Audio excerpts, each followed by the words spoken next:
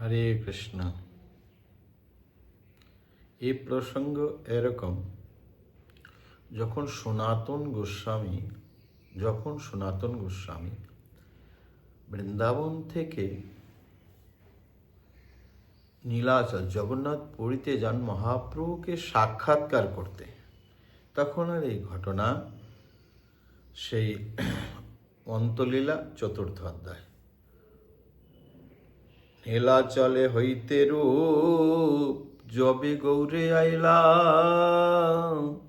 মথুরা হইতে সনাতন নীলাচলে আইলা, ঝাড়খণ্ড পথে আইলা একলা চলিয়া, কবি উপবাস কবু চর্বণ করিয়া, ঝাড়খণ্ড জলদোষে উপবাস হইতে, গাত্রে কণ্ডু হইল রস পরে খাও যাইতে। প্রসঙ্গে এভাবে শুরু হয় যে নীলাচল হইতে, এর আগে সনাতন পৌঁছানোর আগে রূপ গোস্বামী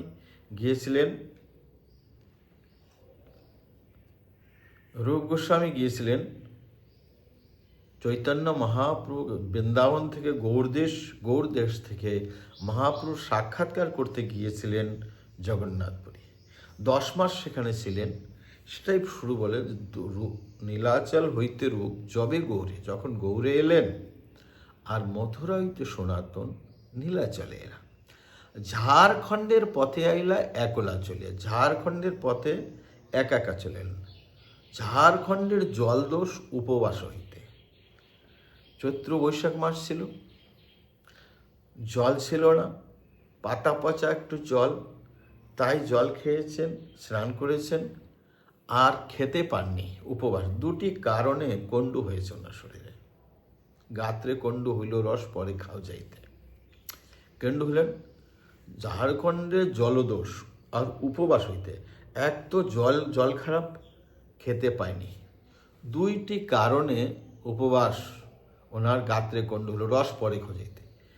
নির্বেদ হইয়া পথে করে ন বিচার, নিচ জাতি দেহ মর অত্যন্ত আশার, জগন্নাথে গেলে তার দর্শন নাহি পাইব, প্রভুর দর্শন সদা করিতে নারিব, মন্দিরের নিকটে শুনি তাহার স্থিতে, মন্দিরের নিকট যাইতে নাহি মোর শক্তি।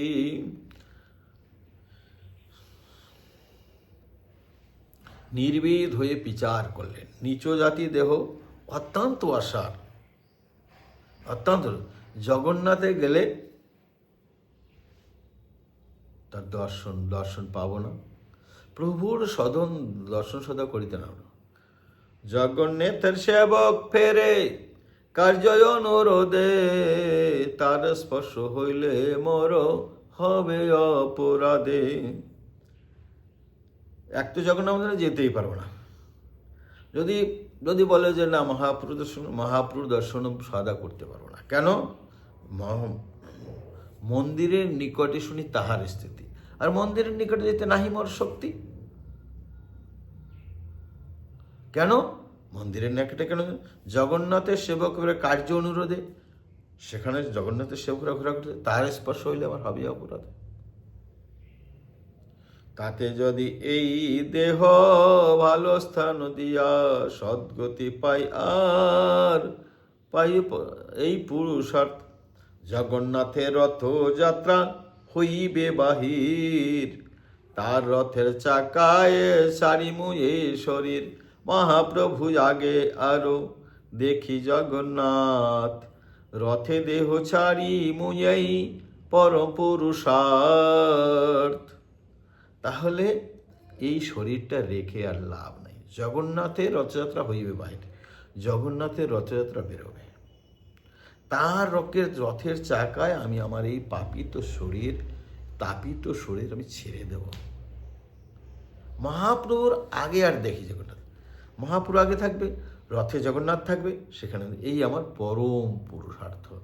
এই চিন্তা করে সনাতন গোস্বামী বৃন্দাবন জগন্নাথপুরী এলেন। জগন্নাথপুরী এসে লোকের কাছে জিজ্ঞাসা করে হরিদাসের স্থানে এলেন। হরিদাসকে উনি নমস্কার করলেন আর হরিদাস এসে প্রেম আলিঙ্গন করলেন। হরে কৃষ্ণ কৃষ্ণ কৃষ্ণ হরে হরে, হরে রাম রাম রাম।